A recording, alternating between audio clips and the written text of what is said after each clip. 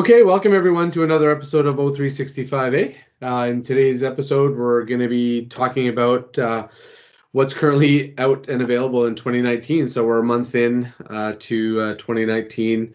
There's a lot of new announcements on functionality, features, endpoints, etc. That we're going to cover today. So I'm going to start us off. So a few of the main features that have been released, and one is in preview, and I'll touch that in a moment, is around the voice functionality. So from a functional perspective, one of the new features is call park, call retrieve, and that provides the users the ability to put their call on hold and then retrieve it from a different location. So maybe an example is, a receptionist in a manufacturing company takes a phone call, puts it on park, and then goes over the PA system and then says, hey, so-and-so pick up this call on this code. And then the manufacturing user would then go to a Teams endpoint, dial the phone number or the code, and then they would retrieve the phone call, right? Additionally, let's say I'm on my mobile device on Teams, I can call park the call, and then I can jump to my desk and then retrieve the phone call that way as well. So that's a really one of the really cool features that you can do. And there's different workarounds you have to do in order to make it work within Skype. So that's pretty slick the way it is. The other one, the next one is group call pickup. So this is different from the delegation, and it gets around, like if I go on vacation and I want a user to or I have some colleagues that I need to answer they have to answer the call on my behalf, I should say. Rather than doing a call forward or simultaneous ring to them, I would just create a group and then assign however many users to pick up the phone call. The neat part is, from the user that's receiving the phone calls, they have the ability to select whether they want it to be notified audibly, visually, or visual only, or just a banner inside Teams. So they don't necessarily have to, have the call take over their display or anything like that. They can just see it visually as well. So that's a pretty neat feature as well. Shared line appearance is another one as well, and that's sort of an extension of the delegation functionality that's currently available in Teams. So what it is, it allows the end user, or let's say it's a boss admin functionality or a scenario, the admin would be able to make a call on behalf of their boss, or or it's essentially the delegate is allowed to make a call on behalf of the person that delegated to them. So that means, when I make a phone call on behalf of my boss, it shows their DID as opposed to my DID, and so that the return path comes back that way as well. And this one is in preview, so the location-based routing. So now you have the ability to restrict calls between voice endpoints or voice endpoints and PSTN, depending on their location. So if you're in a country or in an area where there's local regulations or restrictions from that functionality, you have the ability to perform that restriction. So I know that this is going to be available, what they're saying is Q1 of 2019. So we'll be looking out for that feature as well. And then tying in all of these new voice features are on the mobile device. So now on the mobile device, you have that ability to put a call park and retrieve it. You can make calls on behalf of your boss if you're using the Teams application client, on your mobile device as well. So a lot of these improvements that you're seeing from the full-fledged desktop client are now coming into the mobile device, because a lot of the workforce are a lot mobile first from that functionality, right? So in addition, some other functionality that's come to the mobile devices, so iOS and Android is what I'm talking about. The ability to start and stop meeting recordings from the mobile application, be able to schedule meetings within the mobile as well. So not just meetings in general, but within the channel themselves as well. And then the last one, in addition to the standard bug fixes and performance improvements, is the join the team with a code. So some teams obviously are private, and to be able to join the teams, obviously you have to be invited to the team, or in addition, be provided an actual physical code that you join into. So you have that availability right now on the desktop client, and they've implemented that right into the mobile client as well. So I'll pass it on to Michael to talk about some of the other services.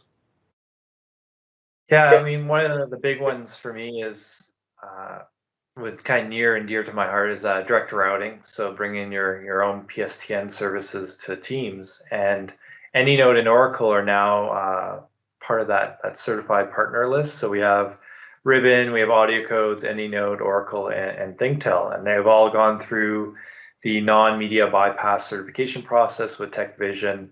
And I'm pretty sure all the vendors right now are going through the process on doing media bypass as well. So that's a welcome addition to growing in that program. Some interesting things, especially around the legacy Skype for Business admin center. There was notice that the Skype for Business call analytics, which really never made a preview, has been moved to the new Microsoft Teams and Skype for Business admin center. So that's being deprecated in the old legacy portal.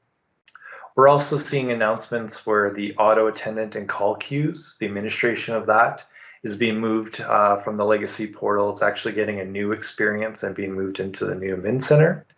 Also, we're seeing that the Teams only mode is now available in all tenants in the admin center. So now, if you go in there under your org policies and you turn on that switch that says, my UC services is Teams only, you're gonna get a warning now that says, are you sure you want to upgrade? Doing this will cause, the Skype for Business client to kind of change UI. Before there was no big warning like, are you sure? So that's a welcome addition, because I think that's probably why it took so long for that feature to show up in the portal again. I think it was removed because there was some organizations that might have accidentally turned that on. So now there's a warning. A big one is the meeting migration service. So this is the ability from when you flip either from Skype for Business on-prem to online, or from Skype for Business online to Teams, the ability for this backend service to update all the users or organizers' meeting information. So flip it to the new join links, the new look and feel, the maybe different bridge numbers. This is currently in TAP. So this kind of ties on to the Skype for Business server 2015 CU, January 2019 CU, where now you have a move to Teams parameter on the move CS user commandlet. So now you can move a user right from on-premises server all the way into Teams without having to stop at Skype for Business Online and then flipping to Teams. And in parallel, the meetings will be upgraded to Teams meetings. So there's a process to get into that tap, and hopefully that tap ends quickly so that everyone's able to leverage this service. And I'll throw it over to Kurt talking about rooms. Thanks, Michael. So one of the big announcements last week was Skype Room Systems is now rebranded to Microsoft Teams Room Systems. So anyone who's used Skype Room Systems knows that it's a small conference room solution for Skype, but now it'll support Teams. I think there was 6 manufacturers, Logitech, Crestron, Polycom, Lenovo, and HP. They made a device that could run Skype for Business and Teams, and this could easily turn a small conference room into a Teams collaboration conference. So it was really slick because you could walk into a conference room, join with one click, and bang, you had a conference up and running. So it really streamlined the conference experience and reduced some of the friction involved with starting a Skype for Business or Teams meeting. So this is now rebranded. The manufacturers will support the Teams client, and it'll be called Teams Room Systems going ahead. Dino will talk later about some of the devices certified, or what will happen for certification coming with some of the devices. But some of the other announcements they made around Microsoft Team Room Systems is the proximity detection. So this too is coming soon. It just makes it easy to discover and add a conference room to an existing Microsoft Teams conference you have running. So there'll be a little proximity detection device on either your laptop or your mobile. So when you walk into the conference room, it'll detect that the room supports Teams, and you'll be able to add that room to your conference.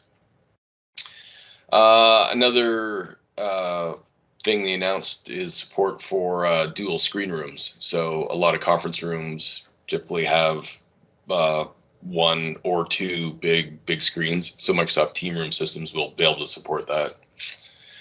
So Dino, do you want to talk about devices? Yeah, thanks, Kurt. So, we're starting to see a bunch of devices come into tap and become generally available. There's been a number of headsets, speakerphones, and cameras already available for some time now. But what we're starting to see, or in terms of starting off with desk phones, Yealink has a couple of models that are now generally available. Audio Codes has a single model that's available, and Crestron has a couple models that are also available. With the Crestron, these are just rebranded Yealink phones, so you'll see that they look identical. So it's interesting, Crestron's decided to just rebrand the Yealink phones. In terms of conference phones, each of Yealink, Polycom, and Crestron have a model to be released. Actually, Polycom has a couple of models in the trios. Yealink has a model, and Crestron has a new model that's coming out as well, the M100T. And so that's it's going to be interesting to see those devices and be able to test them out shortly. With room systems now, as Kurt talked about, rebranded as Microsoft Teams rooms, it's a bit of doesn't flow very well, but I think we'll get used to that at some point. But with these devices, there's a wide offering of systems from 5 vendors. At Ignite, there was a lot of these devices set up in the Microsoft booth, which we were demoing, and so Lenovo, Crestron, HP, Logitech, and Polycom are the vendors that are in this space. It's interesting. Lenovo, Crestron, HP, and Logitech are leading with their own devices, and Polycom's providing sort of the add-ins, basically the trios into the HP room system. So that's a bit of an interesting play there. I'm not particularly sure if Polycom's going to introduce their own system, but we'll wait and see with the acquisition with Polycom's acquisition or being acquired by Plantronics, and we'll wait and see what the branding story will be there and what's going to happen on that front. But we'll see as time tells. But basically, in this space, you've got systems to cover all the different room sizes and scenarios, from small to large meeting rooms, and at a really decent price point as well. You can get into some of these room systems at about $1,900 US, all the way up to $3,800, $4,000 US. So that's a very good price point if you're comparing it to the third-party video conference solutions, which are in the thousands of dollars. All of these things you can find at products.office.com/Microsoft Teams. So you should be able to get to the landing page from there, and you can check out all the different devices that are certified for Teams. And so right now it'll show you what's currently available, what's coming, and so keep an eye on that. Lastly, I wanted to just quickly touch base on one other announcement, and that was external contacts are now showing up in Teams. You may have noticed when you first started using Teams, certainly we did, that our external contact list wasn't migrated when we started to use Teams. So you were limited to seeing only the contacts in your own organization. But in the last little while, you should be seeing that all your external contacts are now being populated in your buddy list. Or if you go to chat somebody, you should be able to now see all those external contacts. So this is really welcome news, particularly if you were an organization waiting to move to Teams and that was a blocker for you. So certainly that'll help facilitate the move to Teams. And that's it. I'll pass it back to Hab. Awesome, guys. I mean, go ahead, Michael. Yeah, just to note that Yealink also is coming out with a bunch of rooms, huddle room and conference room systems as well. They're going through TAP, so they have a few different models as well to add to that list of 5. So that should be interesting. Yeah, and also, I just realized too, one sort of, I don't really consider it an announcement because I've heard it many times before, but there's the companion experience with mobile for the team experience also, which allows you to join your mobile device as a companion to a device that you're already joined in a Teams meeting. And that allows you to do several things. In companion mode, you can actually use your mobile device as like a remote control for PowerPoint slides, for example, or it just makes it really easy if you need to get up and go and you want to take the meeting on the go on your mobile device. So that ships for both Android and iOS. So that's another feature I'm looking forward to using more this year. Yeah, it's always great to see the release announcement for mobile phones when it's not just bug fixes and performance improvements, but actual detailed items of what's coming or what's been released, so you can kind of get your hands dirty and play with it.